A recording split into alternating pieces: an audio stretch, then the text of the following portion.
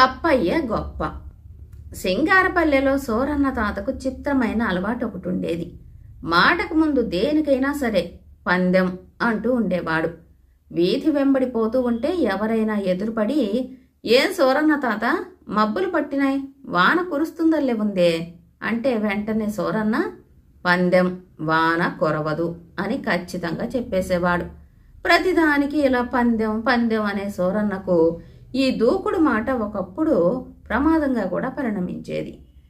ఒకసారి ఒక పల్లెలో శుభాశుభ కార్యాలకు మంత్రాలు చెప్పే పెద్ద శాస్త్రులు గారికి జబ్బు చేసింది. వచ్చిపోయే వైద్యులు నానా హడావిడి చేస్తున్నారు. బంధువులు స్నేహితులు పోగయ్యారు. శాస్త్రులు గారి ఇల్లంతా కోలాహలంగా ఉంది. ఆ సమయానికి మన సోరన్న తాత ఆ దారి వెంట వెళ్లటం సంభవించింది. శాస్త్రులు గారి ఇంటి ముందు ఈ రద్దీ అంతా చూశాడు. ఏమిటి సందడి అని అక్కడ ఒకరిని అడిగాడు. శాస్త్రులు గారికి చెప్పలేనంత జబ్బు చేసింది. ఘన వైద్యులంతా వచ్చారు. ఇక పర్వాలేదు, బ్రతికి బయటపడతాడులే అన్నాడా మనిషి. వెంటనే సోరన్న పందెం అన్నాడు.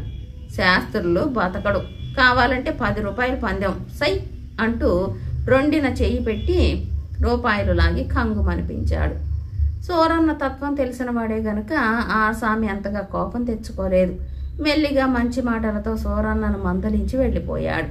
తన ప్రజ్ఞకు గర్వించి అనుకుంటూ సోరన్న అక్కడి నుంచి బయలుదేరి మరి 4 అడుగులు వేసేసరికి మరో పెద్ద మనిషి ఎదురయ్యాడు. ఏం సోరన్న తాత, మన శాస్త్రులు గారికి ప్రాణం మీదికి వచ్చిందట, బ్రతకడనుకుంటున్నారే, నీకేమన్నా తెలుసా అని అడిగాడు సోరన్నను. పందెం అన్నాడు సోరన్న తడుముకోకుండా. శాస్త్రులు గారు నిస్సందేహంగా బ్రతుకుతాడు, కావాలంటే 10 రూపాయల పందెం సై అంటూ రొండిన చెయ్యి పెట్టి రూపాయలు బయటికి లాగాడు. ఆ పెద్ద మనిషి సోరన్నని ఎరిగిన వాడే గనక అతను కిక్కురుమనకుండా వెళ్ళిపోయాడు. ఆ రోజుల్లో సోరన్న తాత ధోరణి ఇలా సాగిపోతూ వచ్చింది. ప్రతిదానికి ఇలా అతి చొరవతో పందెం కట్టే సోరన్న తాతకు ఒకసారి ఒక కాలాంతకుడు తారసపడ్డాడు. ఈ సమయంలో సోరన్న తాతకు ఒక గొప్ప ఆలోచన తట్టింది. అదేమిటి అంటే, పొట్టేళ్ల పందాలు కోళ్ల పందాల లాగానే కప్పల పందెం మాత్రం ఎందుకు పెట్టకూడదు అని అనుకున్నాడో లేదో వెంటనే ఊరి బయటికి పరిగెత్తి చెరువులో నుంచి ఒక పెద్ద గోదురు కప్పని పట్టుకు వచ్చాడు సోరన్న తాత. సరే, కప్పని అలా ఇంటికి తెచ్చి ఒక కొయ్య పెట్టెలో పెట్టి దానికి నిపుణతతో గెంతటం నేర్పాడు. గజం ఎడంగా నేల మీద 2 గీతలు కొట్టి ఒక గీత మీద కప్పని కూర్చోబెట్టి, గెంతరా తమ్ముడు గెంతు అంటూ వీపు మీద వేలితో పొడిచేవాడు. ఈ విధంగా గోదురు కప్పను ఒక్క గెంతుతో 4-5 గజాలు దూకే వరకు తయారు చేశాడు. అక్కడి నుంచి ఆ కప్పను కొయ్యి పెట్టెలో పెట్టి ఊరూరా తిరుగుతూ, బిరుదు వేసుకున్న కోనసీమ కప్ప, గెంతటంలో దీనిని ఓడించగలిగిన కప్ప ఎవరి దగ్గరైనా ఉంటే రండయ్యా రాండి, 10 రూపాయలు పందెం అంటూ కేకలు పెట్టుకుంటూ పోయేవాడు. ఈ కేక విన్న వాళ్ళంతా, కప్పల పందెమేమిట్రా, ఎక్కడా చూడలేదు అనుకుంటూ పక్కపక్క నవ్వుకునేవారు. అంతలోనే శివరాత్రికి ఒక గ్రామంలో తిరణాలు వచ్చింది. అక్కడ కోడి పందాలు పొట్టేళ్ల పందాలు జరుగుతాయి కదా, మనతో కప్పల పందేలకు మొగ్గేవాడు ఉండకపోతాడా అని తలిచి సోరన్న అక్కడికి వెళ్ళాడు. సోరన్న ఆ తిరణాల జనంలో అటు ఇటు తిరుగుతూ బిరుదు వహించిన తన కోనసీమ కప్ప గొప్పతనాన్ని ఎదురైన వాళ్ళందరికీ చెప్పసాగాడు. చివరికి మన సోరన్న అదృష్టమో దురదృష్టమో గాని పందెానికి తయారైన వాడు ఒకడు ఎదురయ్యాడు. సరే, పందెం అంటే పందెం, 10 రూపాయలు అనుకున్నారు. అయితే ఆ పందెానికి వచ్చిన వాడి దగ్గర కప్ప లేకపాయే. అందుకని ఉత్సాహవంతుడైన సోరన్న తనే పోయి ఆ చుట్టుపట్ల కప్పని వెతికి తెచ్చేటందుకు ఒప్పుకున్నాడు. బిరుదు వహించిన తన కోనసీమ కప్పని ఆ కొత్తవాడికి వప్పచెప్పి సోరన్న ఆ పందిగాని కోసం కప్పని పట్టుకు వచ్చేటందుకు బయలుదేరాడు. చచ్చి చెడి సోరన్న ఒక కప్పని పట్టుకు వచ్చాడు. గిరిగీసి 2 కప్పలను నిలబెట్టారు. ముందు పందెం వేసిన వాడు తన కప్ప వీపు మీద తట్టేసరికి అది 1 గజం దూరం గెంతింది. ఓ సింతేనా, నా కప్ప చూడు అలాగా 4 గజాలు ఇట్టే దూకేస్తుంది అంటూ సోరన్న తన కప్ప వీపు మీద వేలుతో పొడుస్తూ, గెంతరా తమ్ముడు గెంతు అన్నాడు మామూలుగా. బిరుదు వహించిన కోనసీమ కప్ప గెంతుదామని ఒళ్ళంతా కుదుపుకొన్నది. కాని నేల కతుక్కుపోయినట్టుగా అక్కడే పడిపోయింది. సోరన్నకు ఆశ్చర్యము కోపము కూడా ఒక్కసారిగా ఉబికినాయి.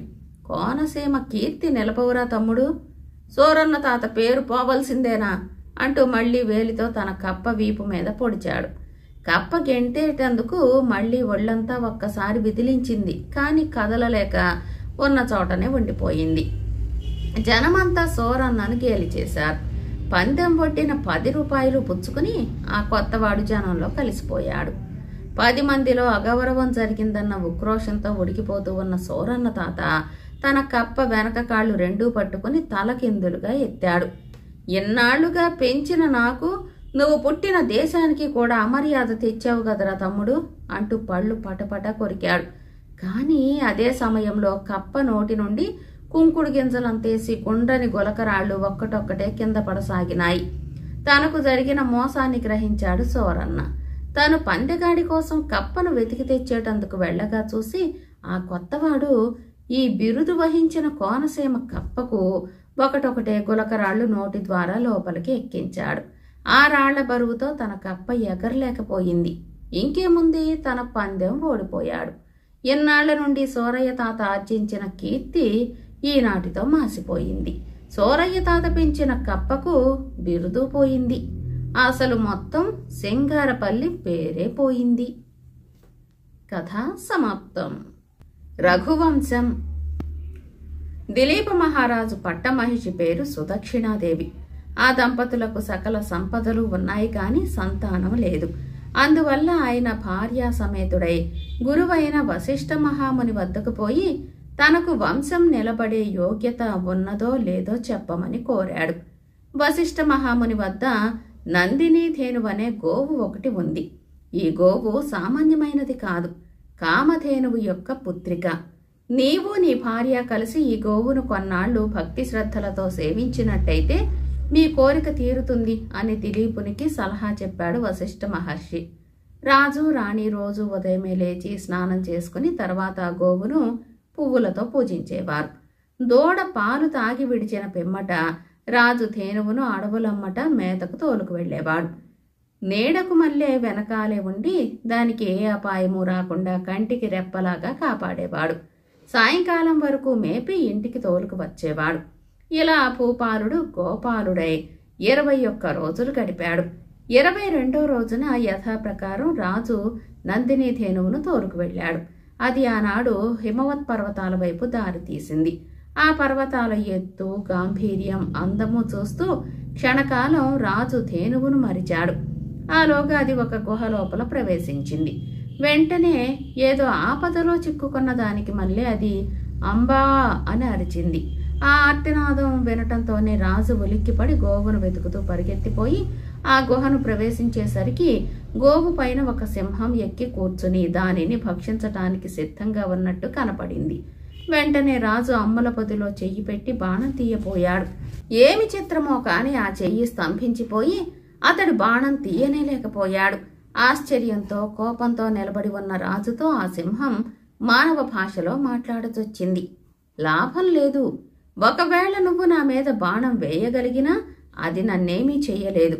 ఏమంటే నేను శివునికి పరమాప్తుడనైన కుంభోదరుణ్ణి. ఆయన ఎద్దునెక్కేటప్పుడు నా వీపు మీద అడుగుపెట్టి మరీ ఎక్కుతాడు. ఆయనే నన్ను సింహంగా మార్చి ఇక్కడ కాపలా పెట్టాడు. ఇక్కడకు వచ్చిన ఏ జంతువైనా సరే పట్టుకు తినే హక్కు కూడా నాకు ఆయనే ఇచ్చాడు. అటు చూడు ఆ దేవదారు మొక్కను. దాన్ని పార్వతీదేవి సరదాగా పెంచింది. ఒకనాడు అడవి ఏనుగు ఒకటి ఆ చెట్టును పెట్టి ఒళ్ళు రాసుకుంది. దానితో అంతమేర చెట్టు యొక్క బెరడు ఊడి చక్కా పోయింది. అప్పుడు పార్వతీదేవి చాలా విచారించింది. అందుకోసమే పరమేశ్వరుడు ఆ చెట్టు పాడు కాకుండా నన్నిక్కడ ఈ రూపంలో కాపలా పెట్టాడు. ఇది కథ. నువ్వింక చేయగలిగిందేమీ లేదు. ఈ గోవు ఆయువు నేటితో మూడింది. దీన్ని భక్షించి నా ఆకలి తీర్చుకుంటాను. కనుక నీ దారిని నువ్వు వెళ్ళవచ్చు అని చెప్పింది. అయితే దిలీప మహారాజు కదలలేదు. శివుని ప్రభావం వల్లనే నా హస్తం స్తంభించిపోయిందన్నమాట. అందువల్ల ఈ గోవును నేను నా బాణాల వల్ల కాపాడలేను. కాని దీనికి బదులుగా నేనే నీకు ఆహారమవుతాను. దీనిని వదిలేయి. పాపం దీని దూడ ఆకలితో పాల కోసం నకనకలాడుతూ ఉంటుంది. ఆ లేగ మీదనైనా దయతలచి ఈ గోవును వదిలేయి. మా గురువైన వశిష్ఠ మహామునికి ఇది లేకపోతే ఆయన చాలా ఇబ్బంది పడిపోతాడు అన్నాడు. ఈ మాటలన్నీ విన్న సింహం వికటంగా నవ్వుతూ, చూడగా మూర్ఖునికి మళ్ళీ ఉన్నావే, ఈ ఆవు లేకపోతే నీ గురువు ఇబ్బంది పడతాడని తోస్తే దీనికి బదులు ఆయనకు కోటాను కోట్ల గోవులను ఇయ్యగల సమర్థత ఉంది నీకు. అలాంటిది ఒక్క ఆవు కోసం మహీమండలానికి ఏకఛత్రాధిపతివైన నీవు ప్రాణం వదిలేస్తానంటావేమిటి? నువ్వు పోతే ఒక్క ఆవు ప్రాణమే నిలుస్తుంది. నువ్వు బ్రతికి ఉంటే కోట్ల కొలది జనుల ప్రాణాలను కన్న తండ్రిలాగా కాపాడగలవు. ఈ మాత్రం తోచింది కాదే నీకు అన్నది. ఆ మాటలు విని నందిని ధేనువు జాలిగా చూడటం మొదలుపెట్టింది. అప్పుడు రాజు సింహంతో, నేను మహీమండలానికి అంతటికీ చక్రవర్తినని పొగిడావు. ఆపదలో ఉన్న ఈ ఆవునే రక్షించలేని నా చక్రవర్తిత్వం ఎందుకు? నువ్వీ దేవదారు వృక్షాన్ని ఎలా కాపాడుతున్నావో ఈ ఆవుని నేనలాగ కాపాడుతున్నాను. దీనిని వదిలి వెళ్లటం న్యాయమా అన్నాడు. పైగా ఒక ఆవు కోసమని నా మేను త్యజించకూడదన్నావు. కానీ ఇది అన్ని ఆవుల వంటిది కాదు సుమా, కామధేను పుత్రిక కనుక నా శరీరం బలికొని నా కీర్తి శరీరం నిలబెట్టు. నా శరీరానికేం నీ ఆకలి తీర్చటం కన్నా నాకది ఎక్కువ కాదు. నా మాట విను అంటూ అనేక విధాల ప్రాధేయపడ్డాడు దిలీపుడు. అటైతే సరే అంటూ సింహం నందిని ధేనువు మీద నుంచి క్రిందికి దుమికింది. వెంటనే రాజు చెయ్యి స్వాధీనమయ్యింది. ఆడి తప్పని దిలీపుడు సింహం నోట పడటానికని వెళ్లి దాని ముందు కూర్చొని భగవంతుని స్మరిస్తూ కన్నులు మూసుకున్నాడు. సింహం తన మీద పడుతుందని కనిపెట్టుకుని ఉన్న రాజు మీద తలవని తలంపుగా దేవలోకం నుండి పూలవాన కురిసింది.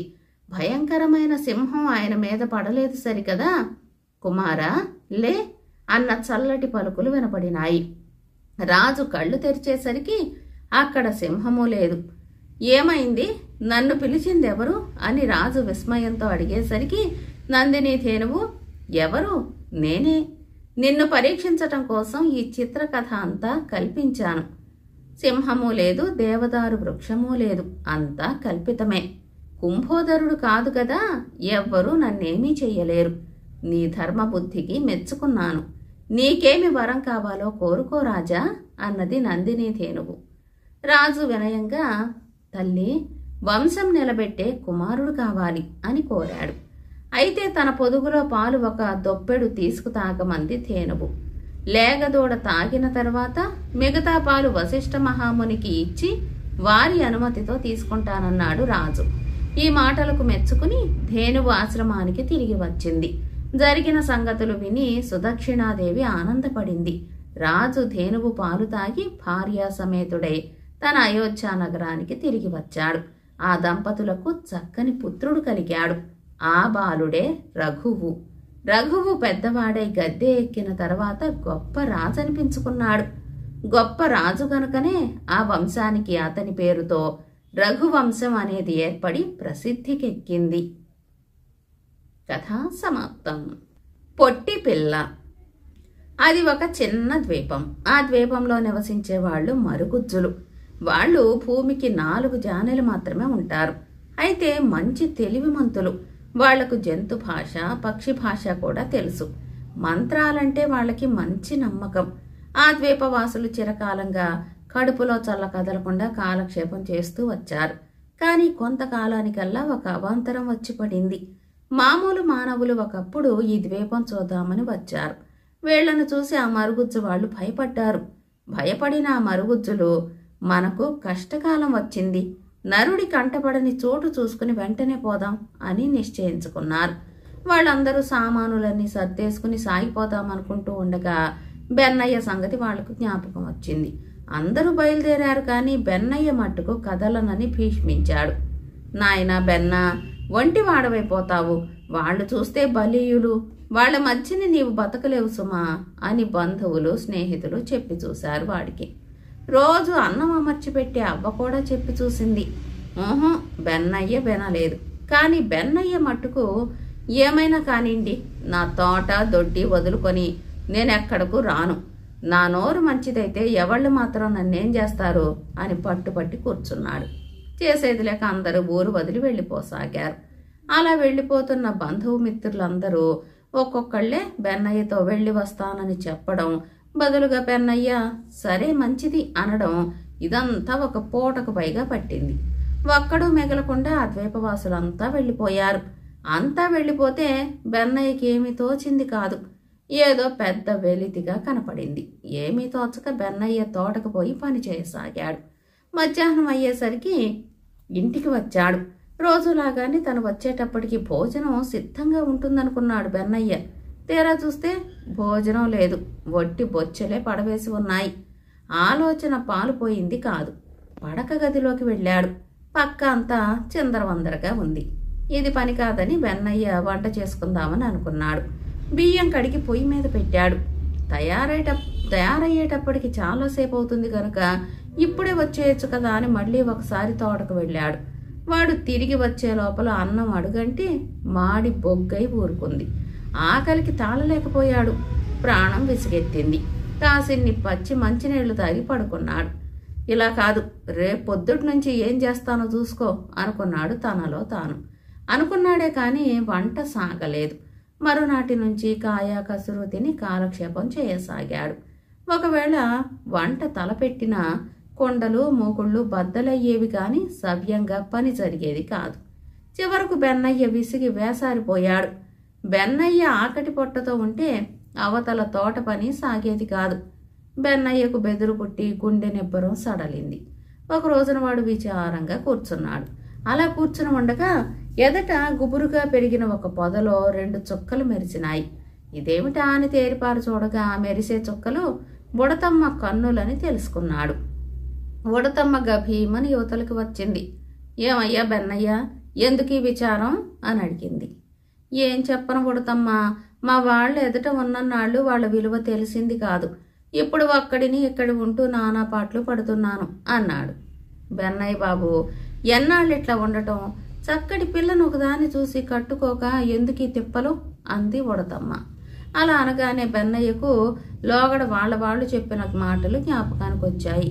ఒరే బెన్న, నువ్వొక ఇంటి వాడవైతే మాకు చూడాలని ఉందిరా అన్నప్పుడల్లా బెన్నయ్య చచ్చినా పెళ్ళాడను, పెళ్ళాడితే పెద్ద యాతన అని చెప్పేవాడు.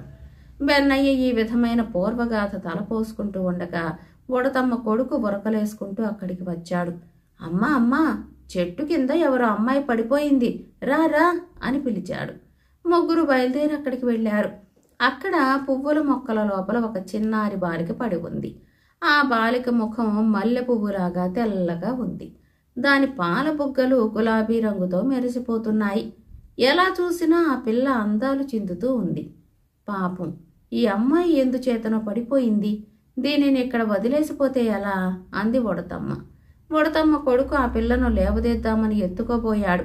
వాడి వల్ల కాలేదు. అప్పుడు బెన్నయ్య ఆ అందాల పిల్లని ఎత్తుకున్నాడు.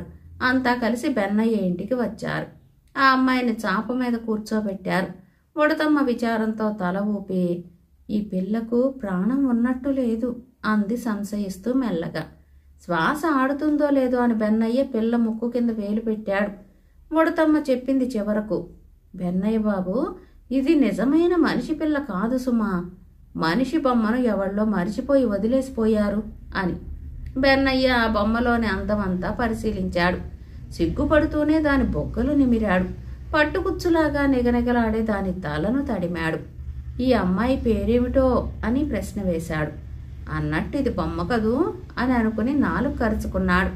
దీనంగా చూస్తూ, బుడతమ్మ బుడతమ్మ, మంత్రం వేసి ఈ బొమ్మను మనిషిగా మార్చే మొనగాళ్ళు ఎవరైనా ఉన్నారా? నిజంగా ఈ బొమ్మే బాలిక అయితే ముచ్చటగా రాణి అని పిలుద్దును కదా అన్నాడు. బాగానే ఉంది బెన్నయ్య బాబు, నువ్వు చెప్పిన మాట అని సంతోషించింది బుడతమ్మ. అయితే ఉండు చెబుతాను అంటూ ఆటే కొంచెం సేపు ఆలోచించింది. నాతో రా అన్నది వెంటనే. వాళ్ళు కలిసి వెళ్తూ ఉండగా చీకటి పడింది.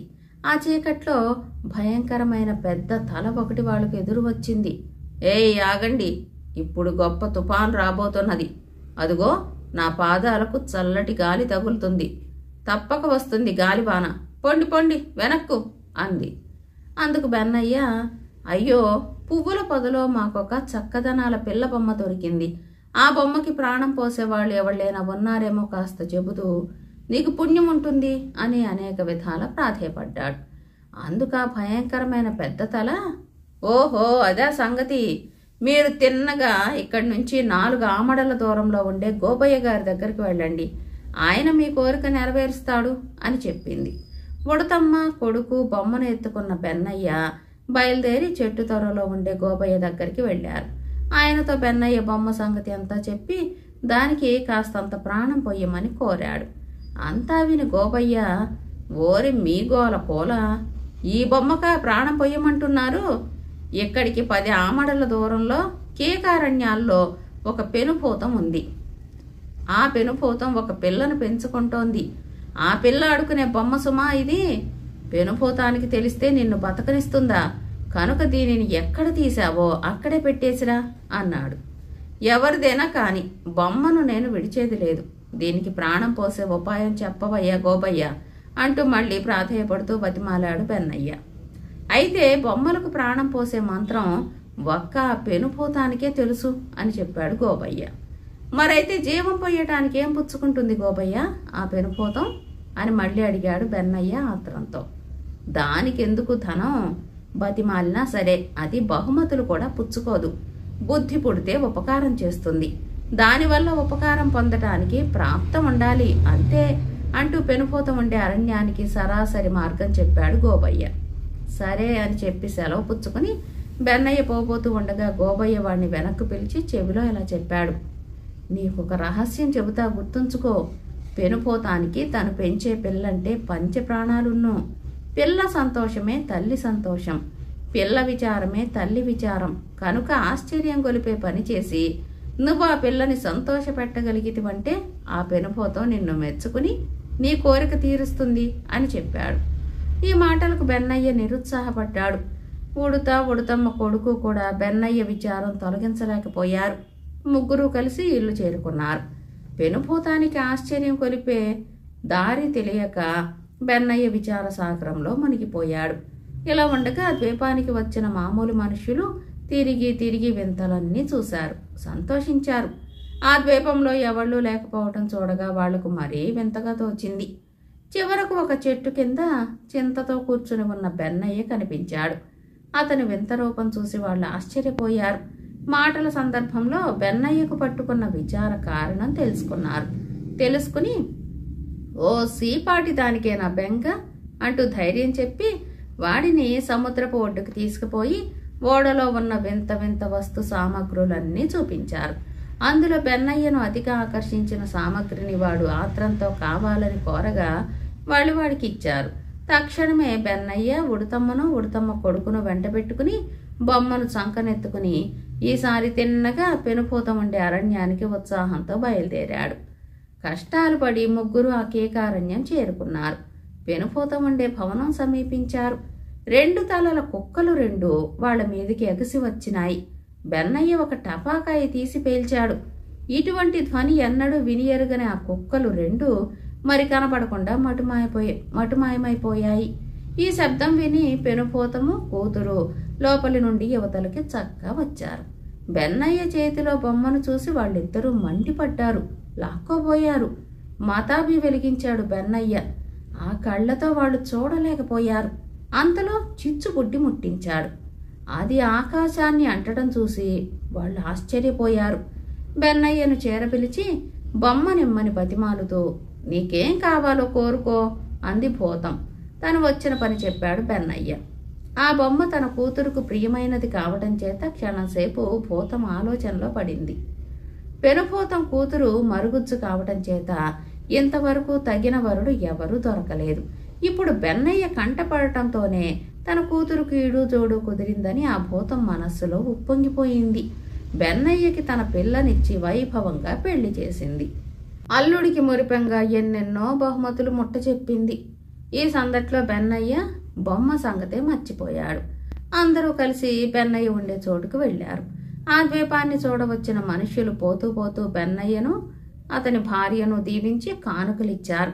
ఆనాడు భయపడి పారిపోయిన మరుగుజ్జులంతా క్రమంగా మళ్లీ ద్వీపానికి వచ్చి చేరుకున్నారు. బెన్నయ్య ఒక ఇంటి వాడైనందుకు వాళ్ళందరూ సంతోషించారు. వాడు వెలిగించినటువంటి రకరకాల బాణాసంచాలు చూసి అమిత ఆశ్చర్యం పొందారు. నాకొకటి నాకొకటి అంటూ వాళ్ళంతా హడావుడి చేయసాగారు. ఏమిట్రా నాకొకటి నాకొకటి, పండగ పూట ఇవన్నీ ఎందుకనుకున్నారు, తీసుకోండి వెలిగించుకోండి అంటూ బెన్నయ్య అందరికీ పంచిపెట్టాడు. కథ సమాప్తం.